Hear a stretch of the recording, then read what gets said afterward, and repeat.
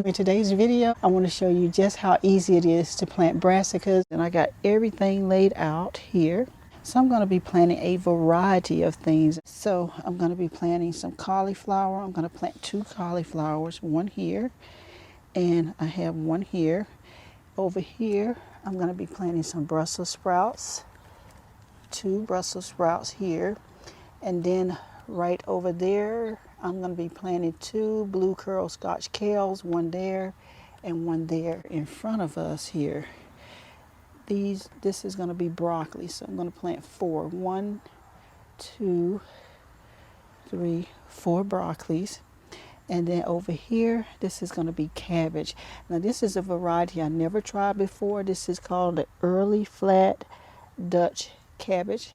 And then over here, I'm going to be planting some iceberg lettuce. So this is a head lettuce. So I'm planting 2 here and then 2 right over there.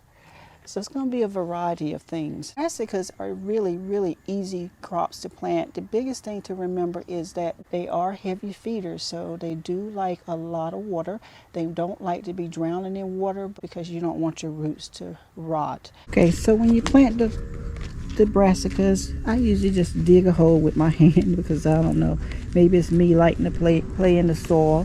And then I'm just going to add some all-purpose fertilizer in the hole. Put the plant here, it's at soil level, cover it up, and that's all there is to planting a brassica.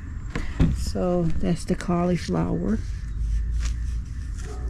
You have drip irrigation under here, so that's what that is. Just move the camera so you can see. I did put some all-purpose fertilizer in there. Put the plant right in the hole there, and then I'm just going to cover it with some soil, and that's it.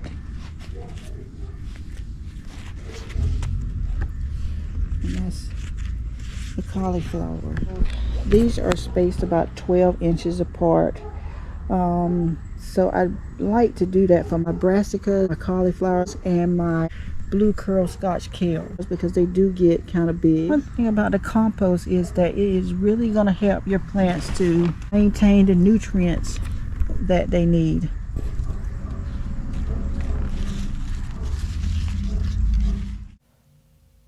Now this broccoli that I'm getting ready to plant, I'm really anxious to see how it's going to do. I bought this from my local nursery. It's called Green Magic Broccoli. It is a hybrid variety of broccoli. It is said to be heat tolerant, resistant to powdery mildew, and it's going to mature in about 60 days from transplant. It also states that it will produce some tightly packed heads of broccoli. So never tried it before, but I'm really anxious to see how it's going to do. Now you may see me just throw some fertilizer in the hole, plop the plant on top of that, and just cover it with soil. The reason I'm doing that is because we are getting ready to get diluted with rain from approaching hurricane. And so all of this fertilizer is going to really be thoroughly washed into the soil. But normally I like to put the fertilizer in the hole, mix it up a little bit, and then put the plant on top of it. Cabbage. It's going to be 1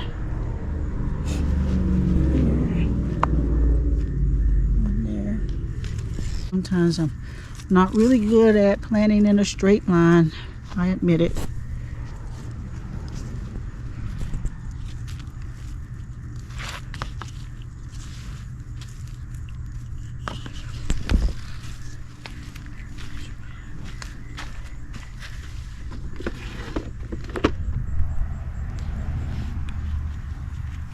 So really just planting it at soil level is all that is needed to plant these crops. I'm not a big fan of iceberg lettuce, but I decided that I wanted to try to plant some. Usually when I plant lettuce, I have problems with slugs and things, so I'm going to have to make sure I get some type of repellent for the slugs. So that's it, iceberg lettuce. And then I have my gorgeous rose bush here. It's supposed to be a pink rose bush. I know I'm getting off topic here, but this is supposed to be a pink rose bush. And let me show you, it's going over this trellis here. It's supposed to look like this one here. This is a pink rose. It's the same rose bush. This one is called, let's see if I can see the name of it here. James Galloway rose bush. It is a David Austin rose bush. I'll keep you posted. But anyway, this is everything. I planted all the crops out. The Brussels, the blue curl Scotch kale, the early Dutch flat cabbage, and the iceberg lettuce. Now I'm just going to water everything in, and that will be it.